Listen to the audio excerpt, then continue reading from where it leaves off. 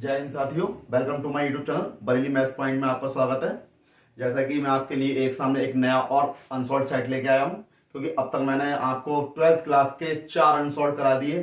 First, second, third, fourth और high school के भी 10th क्लास के भी 3 सेट करा दिए, है ना। तो अब मैं हाई इंटर क्लास का 12th क्लास का अगला सेट जो है सेट नंबर 5 की ओर बढ़ते हैं। सेट नंबर कितना है? 5। और इसका कोड कितना है? 324 FJ, है ना। तो सेट नंबर 5 है, पेपर कोड है 324 FJ, है ना। तो अब बढ़ते हैं अगले क्वेश्चन की ओर, यानी इसके क्वेश्चन स्टार्ट करते हैं इसको। यानी इसके जो पहले बहुविकल्पीय प्रश्न पहले वो करेंगे, और उससे पहले जो भी मेरे चैनल पर नया हो कृपया सब्सक्राइब जरूर करें, लाइक करें, शेयर करें, है ना। तो अब देखिए बढ़ते हैं क्वेश्चन की ओर। तो पहला प्रश्न क्या कह रहा है? पहले का काखंड दिया है आपको, tan इनवर्स √3 माइनस का sec इनवर्स -2 का मान बराबर है। किसके बराबर है? आपको ऑप्शन दिए हुए हैं। तो भाई ऑप्शन दिए हुए हैं तो क्या करते हैं, हम इसको हल कर लेते हैं, आंसर तो अपने आप आ जाएगा। तो देखिए सबसे पहले मैं इसको करता हूं, हल स्टार्ट करता हूं।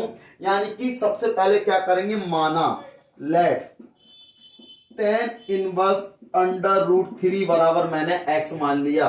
तो tan इनवर्स को उधर लेके जाओगे, tan x बराबर कितना हो जाएगा? √3 हो जाएगा। तो tan x यानी tan में √3 मान किसका होता है? tan में √3 मान होता है tan π/3, यानी tan 60 का मान होता है। तो tan 60 का मान होता है, tan से tan निगलेक्ट हो गया, यानी कि x बराबर कितना आ गया? π/3 आ गया। x का मान यानी कितना आ गया? π/3 आ गया। क्योंकि tan में लिमिट कितनी होती है, इसका रेंज कितनी होती है? x माइनस के 90 से प्लस के 90 की, तो यानी -90 से +90 के बीच में एंगल है। तो x बराबर कितना आ गया? π/3। अब ऐसे ही मैं sec के निकाल लेता हूं, यानी कि sec इन माना, यानी इसमें भी लेट sec इनवर्स -2 बराबर, इसको क्या मैं मान लेता हूं? y मान लेता हूं। तो कितना हो जाएगा? यानी कि sec y बराबर -2 हो जाएगा। तो sec में 2 मान किसका होता है? sec में 2 मान किसका होता है? π/3 का होता है। तो लगा दो π/3 का, है ना, क्योंकि cos का उल्टा ही तो होता है ना भाई। तो देखें ये कितना हो गया? माइनस ये आ गया, sec π/3 हो गया। अब sec की लिमिट कितनी होती है? तो भाई इसके लिए हम क्या कर माइनस को ले नहीं सकते, क्योंकि इसकी लिमिट 0 से स्टार्ट होती है। तो यानी क्या हो गया? ये हो जाएगा sec y इजिकल टू, इसे लिख सकते हैं sec पाई माइनस के π/3 180 माइनस थीटा, क्योंकि sec 180 माइनस थीटा क्या होता है? माइनस का sec थीटा होता है। तो अब देखें यहां sec से sec निगलेक्ट हो गया, y इजिकल टू क्या आ गया? पाई माइनस के π/3। तो π/3 इसमें ले लोगे एलसीएम, तो y इजिकल टू 3 एलसीएम ले लिया, 3 पाई माइनस के पाई, तो y इजिकल टू 2π/3। क्या आ गया? y की वैल्यू 2π/3 आ गई। हमें वैल्यू किसकी चाहिए? हमें वैल्यू तो ये निकालनी है। तो देखें इसकी वैल्यू निकाल देते हैं। किसकी वैल्यू निकालनी है? tan इनवर्स √3 माइनस का sec इनवर्स -2। तो tan इनवर्स √3 की वैल्यू कितनी निकाली थी हमने?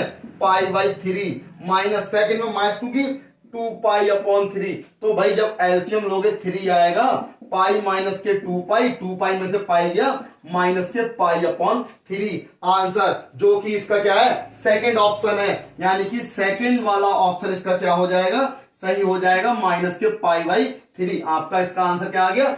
सेकंड ऑप्शन, है ना, बिल्कुल सही आंसर है।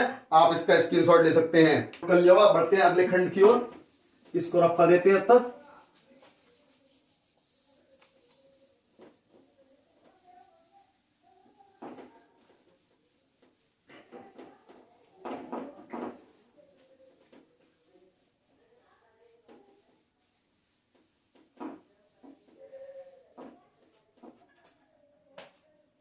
देखिए बढ़ते हैं इसे अगले खंड की ओर, यानी पहले का खा खंड है। आपसे क्या कहा? मान लीजिए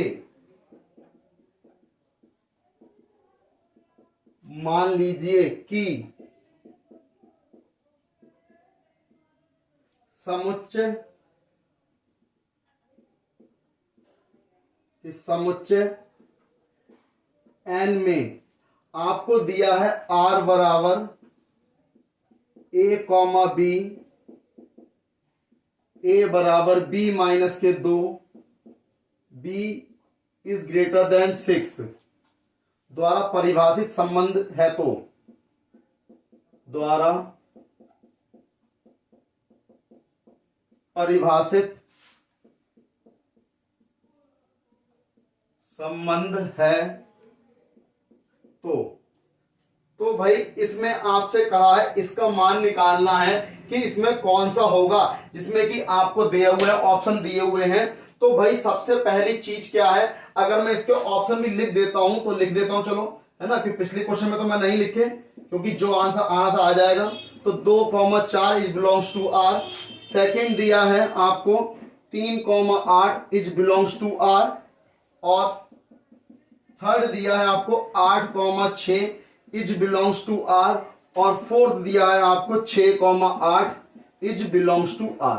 तो भाई इसमें कहा है, तो क्वेश्चन में देखिए मैं क्या करता हूं हल में, मैं मान लेता हूं माना ए क्या है, माना ए बराबर एन, एन क्या, प्राकृत संख्या का समुच्चय, एन प्राकृत संख्या का समुच्चय है, यानी n क्या है, प्राकृत संख्या का समुच्चय है। तो आपको r बराबर कितना दिया है, a comma b, a is equal to b minus 2, b is greater than 6, यही तो दिया है ना। जब यही दिया है यानी कि a बराबर कितना दिया है, b माइनस 2, और b की वैल्यू क्या दी है, 6 से ज्यादा दी है। तो 6 से ज्यादा किसमें कौन सी वैल्यू दे रखी है आपको, 6 से ज्यादा सिर्फ 8 दिख रहा है, कहीं और कुछ नहीं दिख रहा। तो हम क्या करेंगे, तो b बराबर 8 ले लेंगे। तो b बराबर 8 जब रखेंगे यहां पर, तो a बराबर 8 माइनस के 2, तो a बराबर कितना आ गया, 6 आ गया। तो 6, तो a कितना है 6, b कितना 8 है, तो कौन सा आ गया 6,8, यानी कि लिख दोगे अतः 6,8 इज बिलोंग्स टू r, यानी कि ऑप्शन नंबर 4 क्या होगा, 6,8 is belongs to r is a right answer, है ना। तो ये क्या होगा, इसका आंसर हो जाएगा, बिल्कुल सही तरीके से आसान तरीके लिया होगा। अब बढ़ते हैं इसके अगले खंड की ओर। तो अगला खंड क्या कह रहा है,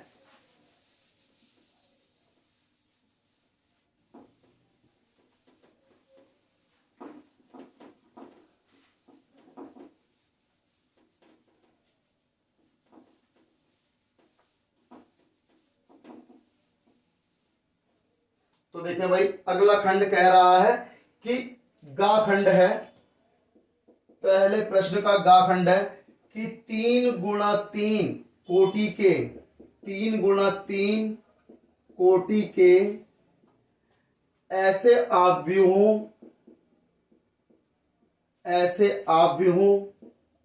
की कुल संख्या कितनी होगी, कुल संख्या कितनी होगी, जबकि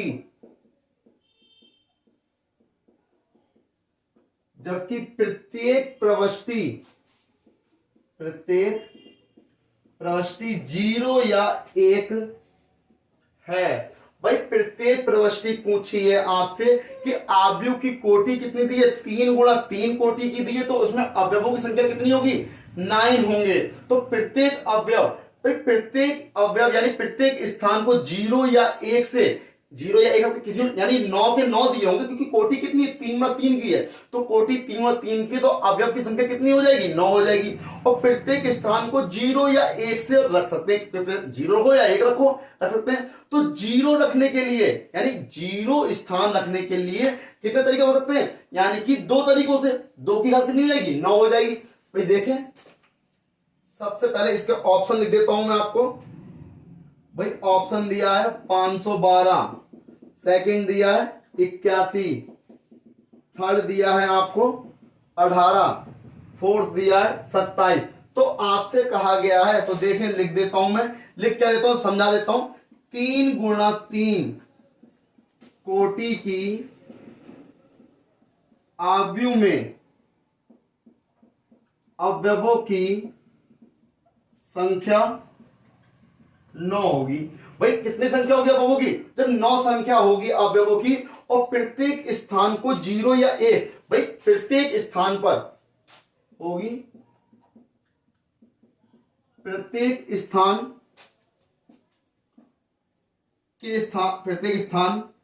पर 0 या 1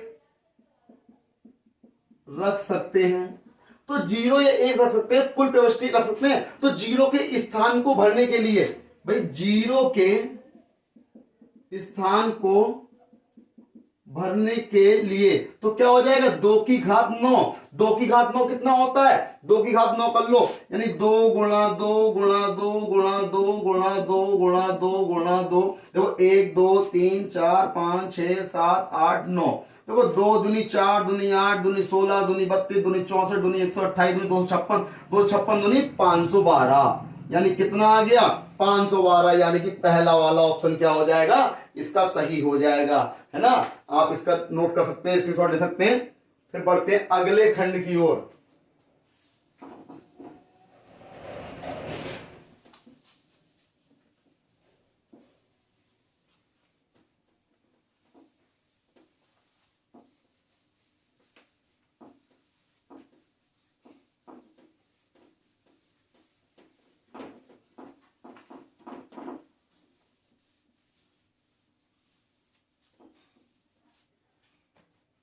अब देखें अगला खंड क्या कह रहा है, कौन सा फलन x बराबर 1 पर अवकलनीय नहीं है।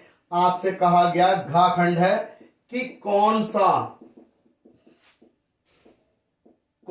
फलन x बराबर 1 पर अवकलनीय नहीं है, अवकलनीय नहीं है। तो जिसमें आपको दिया है x 1 पर अवकलनीय नहीं है, वही पहला ऑप्शन दिया है एफ एक्स बराबर एक्स माइनस 2 मॉडुलस में है, यानी सेकंड दिया है एफ एक्स बराबर एक्स माइनस 1, है ना। तो भाई थर्ड है एफ एक्स बराबर एक्स अपॉन मॉड एक्स, और फोर्थ दिया है आपको मॉड एक्स प्लस 1 दिया है एफ एक्स। तो ये मॉड में दिया है। तो भाई इसमें से पूछा कौन सा x बराबर अवकलनीय नहीं है। सिंपल सी बात है भाई, x बराबर 1 के लिए पूछा है तो इसमें कौन सा अवकलनीय नहीं हो जाएगा, इसमें कोई बताने की चीज है, सेकंड वाला x बराबर माइनस यानी एफ एक्स बराबर मॉड x माइनस 1 क्या होगा, इसका अवकलनीय नहीं होगा। तो भाई अब बढ़ते हैं इसके अगले खंड की ओर, क्योंकि भाई इसको कराने योग तो है नहीं मुझे, क्योंकि बहुत ही आसान है ना, तो डायरेक्ट लगा दिया मैंने इसलिए। अब मैं कराता हूं इसका अगला खंड, डा खंड जो है इसका।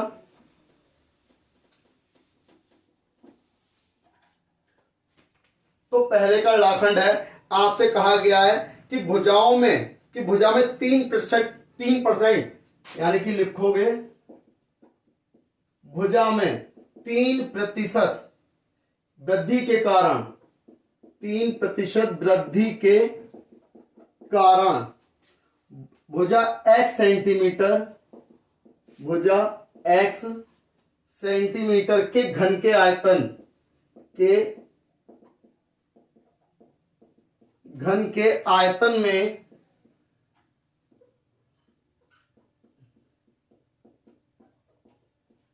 में सन्निकट परिवर्तन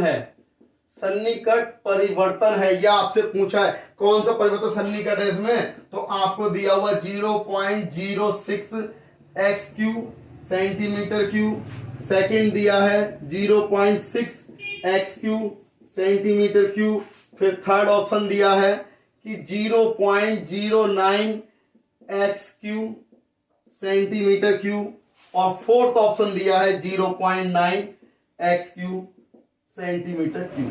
तो भाई आपसे ये कहा गया है, तो सबसे पहले तो आप क्या करेंगे भाई, घन का आयतन b बराबर कितना होता है, भुजा की घात 3 होता है ना, तो भुजा कितनी है x है, तो x की घात 3 सेंटीमीटर क्यूब हो गया। मैंने इसका डिफरेंशियल कर दिया, dv अपॉन dx बराबर कितना हो जाएगा 3x², ये हो गया, है ना। तो अब देखें dv upon ds 3x² centimetre cube हो जाएगा।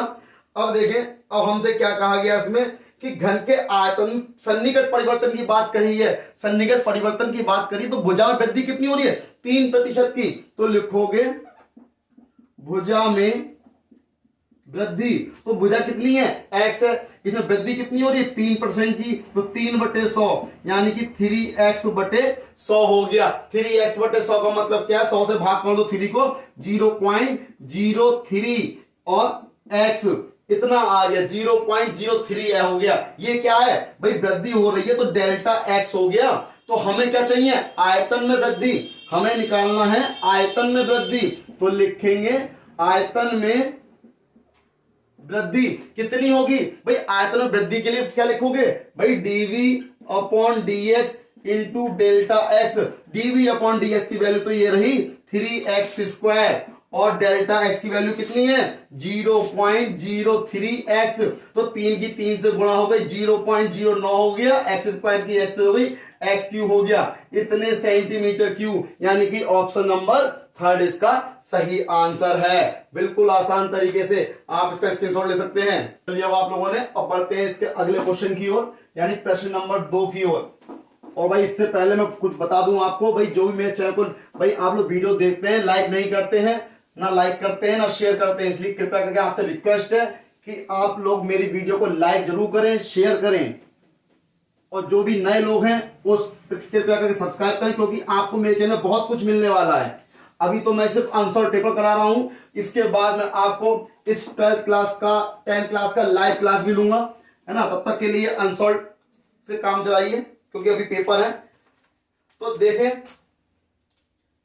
भाई, आपसे कहा गया प्रश्न नंबर 2 दूसरे का खंड है कि आपको इंटीग्रेशन दिया है dx, समाकलन करना 1 + 10x का मान ज्ञात करो, का मान ज्ञात करो। तो भाई देखें कितना आसान क्वेश्चन दे दिया।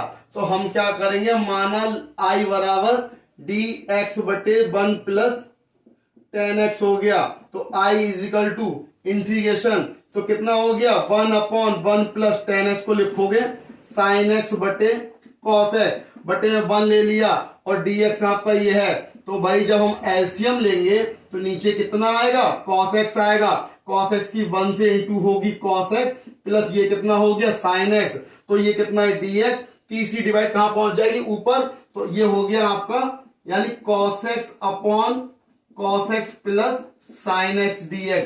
अब इसमें क्या करेंगे, तो हम क्या करेंगे, देखिए हमने क्या करा, यहां पे हमने 2 से गुणा कर दी और 2 से कर दी भाग, तो 2 cos x बटे में 1/2 ये आ गया, cos x plus sin x dx ये है। अब देखिए इतना करने के बाद में देखें 1/2 इंटीग्रेशन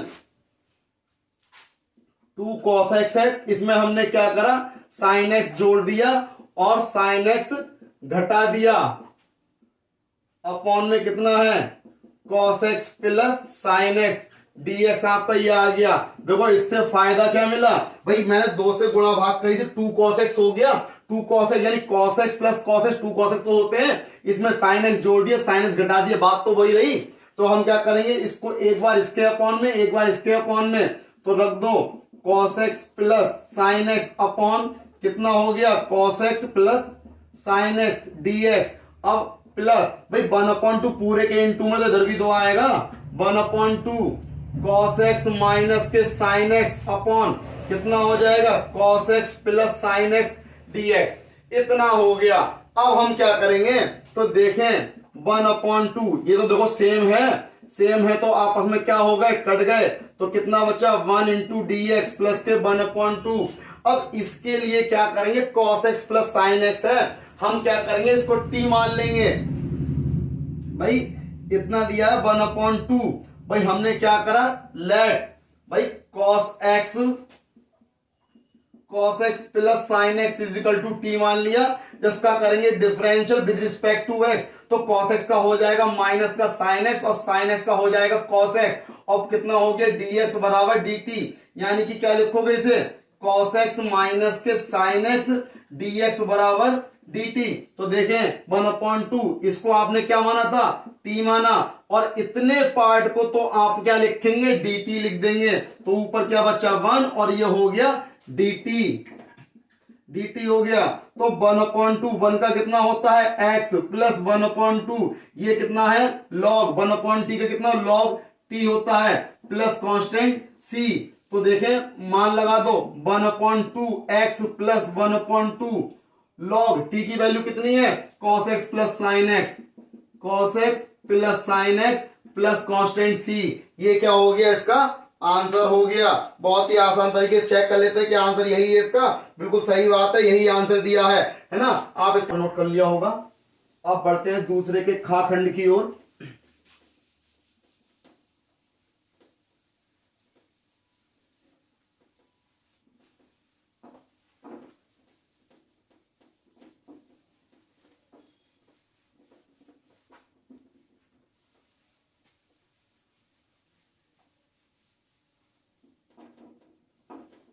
देखिए बढ़ते हैं दूसरे के खाखंड की ओर। क्या कहा है खाखंड में, तो दूसरे के खा में कहा है वक्र दिया है y² बराबर 4x और आपसे कहा है y अक्ष एवं रेखा कितना y बराबर 3 से घिरे क्षेत्र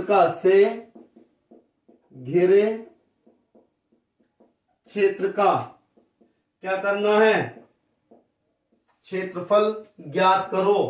तो क्षेत्रफल ज्ञात करो आपसे कहा है। तो y² बराबर 4x और एक y बराबर x अक्ष, y बराबर अक्ष और जो है y और 3 से घिरे क्षेत्र का क्षेत्रफल। तो देखें भाई वक्र क्या है, लिखोगे y² बराबर 4x। एक किसका समीकरण है भाई, ये तो परवलय का समीकरण है पैराबोला। तो भाई परवलय का समीकरण है तो बना लो ना। तो देखिए मैंने क्या करा, एक परवलय का समीकरण बनाने के परवलय का चित्र बना दिया है ना इस प्रकार से। अब उनने कहा है y बराबर 3, तो x यहां पे कितना है शीर्ष 0,0 होगा 1 2 3। मैंने मान लिया कि y बराबर 3 कहां पर है यहां पर, तो 0,3 हो गया क्योंकि x उसमें चले ही नहीं, क्योंकि ये तो y अक्ष है ना। तो y अक्ष पे चलना है 3, तो x पे कितना चले 0, क्योंकि x तो यहीं पे है। तो अब क्या करेंगे, यानी y बराबर 3 ये लाइन हो गई इसकी। तो हमें क्या करना है, इसका क्षेत्रफल निकालना है। यही तो उन्होंने कहा है कि y अक्ष और y बराबर 3 से घिरे। तो y अक्ष आपका ये है और y बराबर 3 ये है और परवलय ये है। इनसे घिरे क्षेत्र का क्षेत्रफल निकालना है। देखिए सॉरी, तो y² बराबर 4x एक परवलय का समीकरण है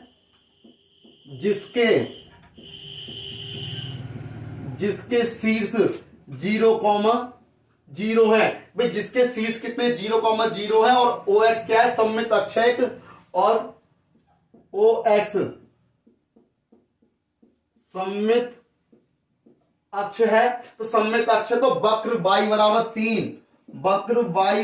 3 तथा y अक्ष से घिरे क्षेत्र का क्षेत्रफल या अभिष्ट क्षेत्रफल। तो ध्यान दीजिए भाई y अक्ष के कहा है y अक्ष से घिरे, y अक्ष से और y बराबर 3 से घिरे। तो आपको जो इंटीग्रेशन करना y के सापेक्ष में होगा तो लिमिट कितनी हो जाएगी 0 से 3 हो जाएगी। लिमिट हो गई 0 से 3 और यहां क्या हो गया x dy हो जाएगा, क्योंकि y के रिस्पेक्ट में करना है।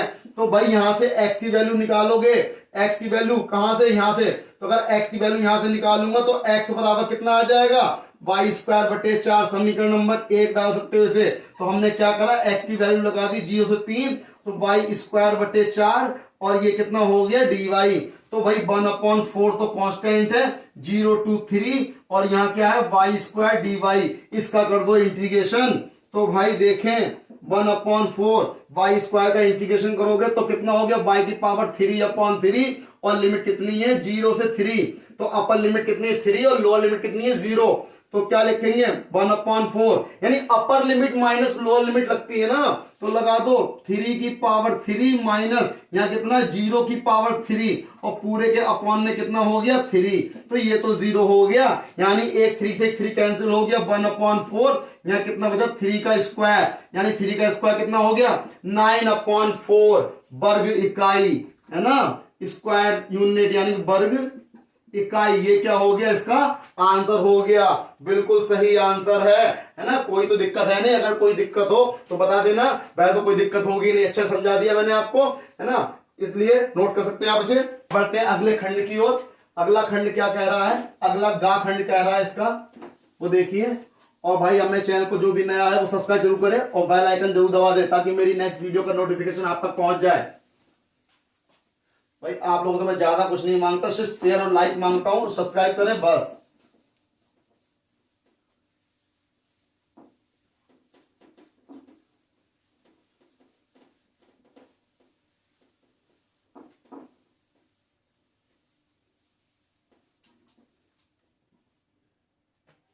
देखें भाई अगला खंड कह रहा है हमसे, इसका गा खंड कह रहा है कि अवकल समीकरण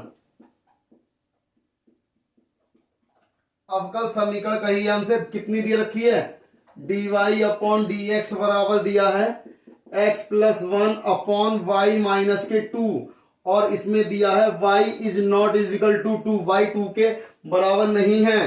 का व्यापक हल ज्ञात करो, का व्यापक हल ज्ञात करो।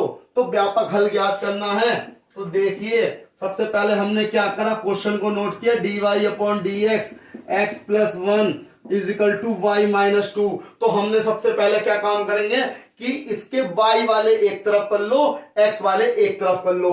तो हमने क्या करा, y माइनस 2 dy ये आ गया और x प्लस 1 dx आप पर ये आ गया। अब क्या करोगे, दोनों तरफ समाकल करने पर, यानी कि लिख दो चाहो तो, दोनों तरफ समाकलन करने पर। तो देखिए इंटीग्रेशन y माइनस के 2 dy हो गया, इंटीग्रेशन x प्लस 1 dx हो गया। तो अलग अलग कर दो, y dy minus integration 2 dy, integration x dx plus का इंटीग्रेशन 1 dx हो गया।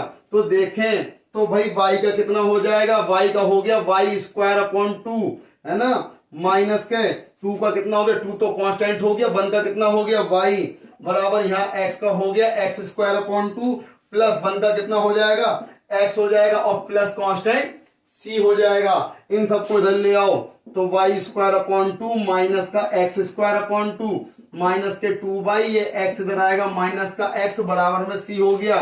तीनों के बटे में एलसीएम ले लो, 4 कितना आएगा 2, तो यहाँ हो गया y square minus x square minus 2y और माइनस का 4y हो जाएगा क्योंकि 2 दूनी 4 हो गया, और माइनस के 2x हो जाएंगे, है ना, माइनस के 2x हो जाएंगे बराबर कितना c।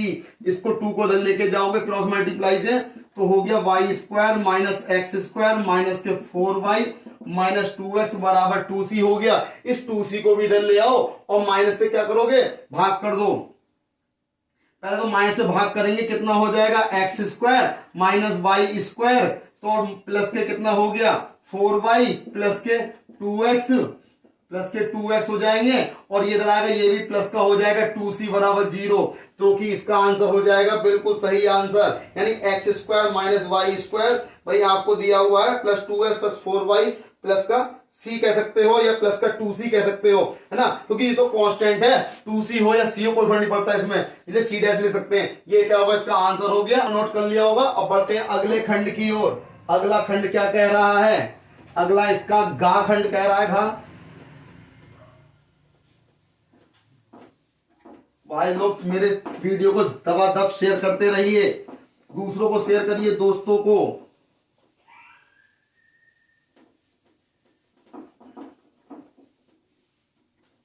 देखिए अगला क्या कह रहा है, अगला कहा है उन्होंने कि सदिशों, भाई इन्होंने कहा है घा खंड दिया है, सदिशों i माइनस के 2j प्लस के 3k और क्या दिया है 3i माइनस के 2j प्लस के k। आपसे कहा गया है इनके बीच का कोण ज्ञात करो, के बीच का कोण ज्ञात करो। भाई बीच का कोण निकालना है तो बीच का कोण निकालने के लिए फार्मूला क्या होता है, भाई कोण ज्ञात करना है, फार्मूला होता है, पहले फार्मूला बाद में लिखेंगे, पहले ये तो लिख लो। भाई मान लिया ए वेक्टर कितना है, let a vector is equal to i cap minus के 2j कैप प्लस का 3k कैप हो गया, है ना, 3k कैप हो गया, और b vector is equal to कितना है 3i कैप माइनस के 2j कैप प्लस का k कैप। तो भाई हमें क्या करना है, दो रेखाओं के बीच का कोण निकालना है, यानी कि थीटा निकालना है। तो कॉस थीटा बराबर फॉर्मूला होता है a vector dot b vector, a vector mod dot b vector, ये फॉर्मूला है आपका। तो आपको क्या करना होगा, हमने a वेक्टर का मान लगा दिया i माइनस के 2j कैप प्लस के 3k cap dot 3i minus के 2j प्लस का k, और भाई इनका क्या करना, हमें मॉड निकालना है। तो मॉड कैसे निकालते हैं भाई, अंडर रूट में निकालते हैं। ए वेक्टर का अंडर में गुणांकों का वर्ग करो, आई के साथ कितना है 1 का स्क्वायर प्लस माइनस के 2 का वर्ग प्लस 3 का वर्ग, फिर इनटू में बी वेक्टर में देखें भाई 3 का वर्ग प्लस माइनस के 2 का वर्ग प्लस 1 का वर्ग। तो देखें कितना हो गया, कॉस थीटा बराबर आई की आई से गुणा करोगे 3i है 3 हो गया, माइनस 2 की माइनस 2 से करी प्लस के 4, 3 की 1 से करी प्लस के 3 एकम 3। यहां देखें 1 का स्क्वायर 1 हो गया, 1 का स्क्वायर 1, 2 का स्क्वायर 4, 3 का स्क्वायर 9, ऐसे यहाँ 3 का स्क्वायर 9, 2 का स्क्वायर 4, 1 का स्क्वायर 1, तो 4 और 3 7, 3 10 हो गए, यानी कितना आ गया कॉस थीटा बराबर कितना हो गया 10, और यहाँ कितना हो गया 9 4 13 14, यानी कि अंडर रूट 14 और अंडर रूट 14, यानी इसकी गुणा करोगे यानी इसकी क्या हो जाएगा, तो यानी कि 10/14 हो गया। तो कॉस थीटा तो 2 से भाग करो, 2 पंजे 10, 2 सत्ते 14, यानी कि कॉस थीटा बराबर 5/7 हो गया, थीटा बराबर कॉस इनवर्स 5/7, इसका क्या हो गया आंसर हो गया। यानी दोनों रेखाओं के बीच का कोण कितना होगा, थीटा बराबर कॉस इनवर्स 5/7 होगा, है ना। इस चीज का ध्यान रखें, कॉस इनवर्स है ये, है ना, कॉस इनवर्स 5/7 हो गया, आंसर कर लिया होगा। अब बढ़ते हैं अगले क्वेश्चन की ओर, दूसरे के रेखाखंड की ओर।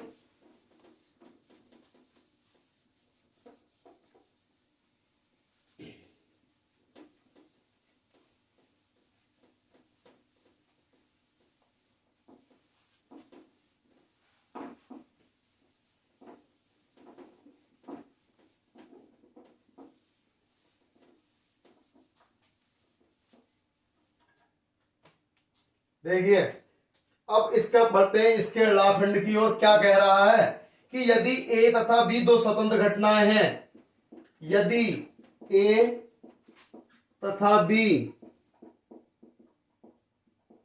दो स्वतंत्र घटनाएं हैं, जो स्वतंत्र घटनाएं हैं जहां प्रोबेबिलिटी ए बराबर 0.3 दिया है तथा प्रोबेबिलिटी बी बराबर 0.6 दिया है हो, तो आपसे कहा गया है प्रोबेबिलिटी ए इंटरसेक्शन बी ज्ञात कीजिए, ज्ञात करो या ज्ञात कीजिए, बात एक ही है। तो देखें भाई प्रोबेबिलिटी ए का मान आपको कितना दिया है 0.3, प्रोबेबिलिटी बी का मान कितना दिया है 0.6। आपसे क्या कहा गया है, ए तथा बी दो स्वतंत्र घटना है, जब ए व बी कैसी घटना है स्वतंत्र घटना है। तो स्वतंत्र घटना है तो क्या होता है प्रोबेबिलिटी ए इंटरसेक्शन बी बराबर प्रोबेबिलिटी ए इंटू क्या होता है प्रोबेबिलिटी बी। तो प्रोबेबिलिटी ए का मान 0. कितना है 3 इंटू 0.6 गुणा कर दोगे 0.18 आ जाएगा, ये इसका answer probability A intersection B, है ना। क्योंकि जब भी स्वतंत्र घटनाएं होती हैं तो उनका इंटरसेक्शन क्या होता है probability A into probability B के बराबर होता है। तो ये क्या हो गया इस प्रकार, सब दूसरे का क्वेश्चन आंसर हो गया, आप इसे नोट कर सकते हैं। इस प्रकार पहला खंड, पहले क्वेश्चन के सभी खंड और दूसरे क्वेश्चन के सभी खंड करा दिए मैंने। अगली वीडियो में मिलेंगे अगले खंडों के साथ, क्वेश्चनों के साथ। तब तक मेरे चैनल को सब्सक्राइब करना ना भूलें, लाइक करें, शेयर करें, सब्सक्राइब करें। जय हिंद साथियों।